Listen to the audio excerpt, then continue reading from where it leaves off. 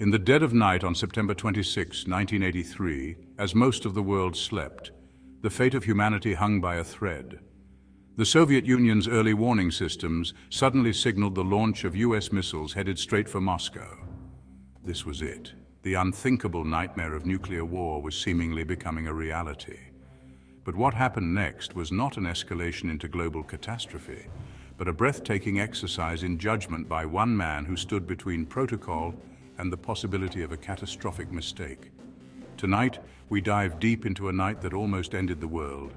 This is the story of the 1983 Soviet nuclear false alarm, a harrowing incident that reveals just how fragile our grip on survival can be.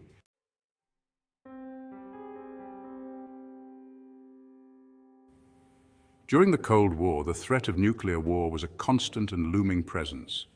The arms race had escalated, with both the United States and the Soviet Union amassing vast arsenals of nuclear weapons, capable of destroying the world many times over.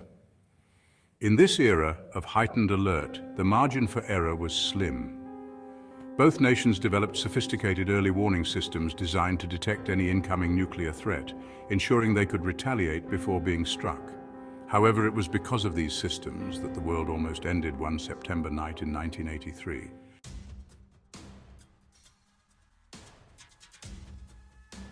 The Soviet Union's early warning system, known as OKO, was one of the most advanced of its time, a network of satellites equipped to detect missile launches from the United States. However, technology, no matter how advanced, is not immune to failure.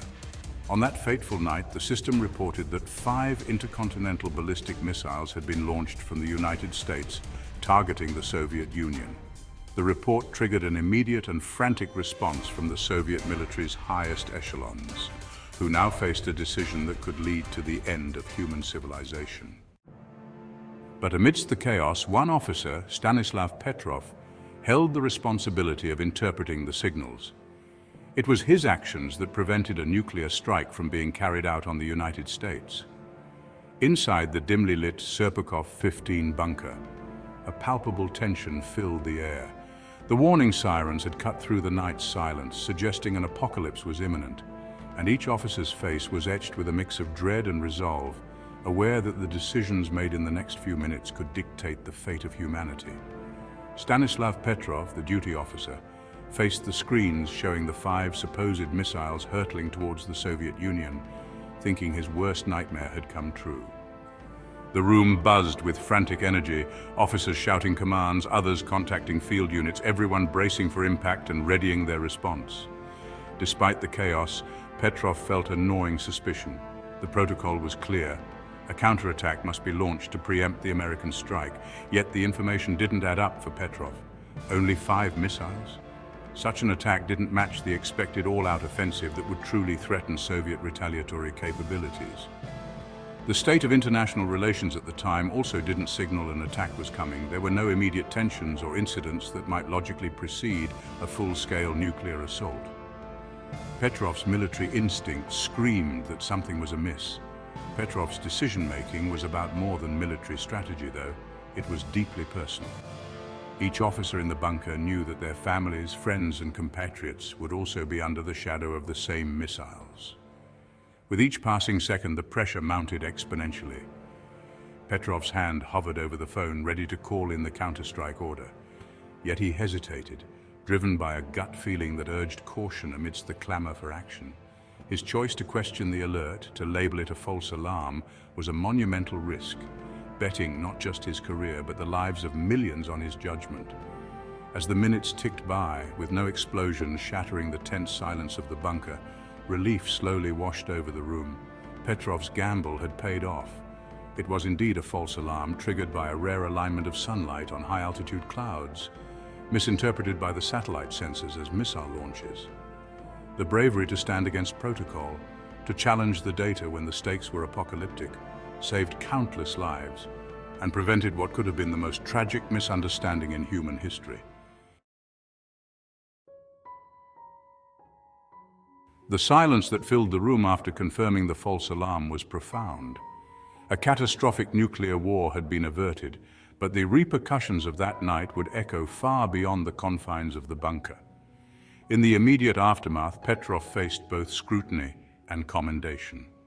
His superiors were unsettled by his unilateral decision to disobey direct protocol. An extensive investigation was launched to dissect every second of that night's events. The investigation concluded that the satellite system had indeed malfunctioned due to a rare atmospheric phenomenon, prompting a global discussion on the reliability of early warning systems. As a result of Petrov's actions and the subsequent findings, modifications were made to Soviet and eventually global nuclear command and control policies. These included enhanced checks and balances, improved satellite technology, and more rigorous training for officers in charge of similar decision-making scenarios. The incident also sparked a broader philosophical debate about the reliance on automated systems in the execution of warfare and the indispensable value of human oversight.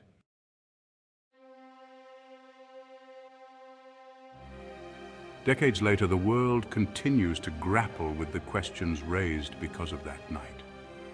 As nations modernize their arsenals and develop new technologies, the story of Stanislav Petrov remains a powerful reminder of the moral and ethical responsibilities that come with the power to unleash or prevent global annihilation.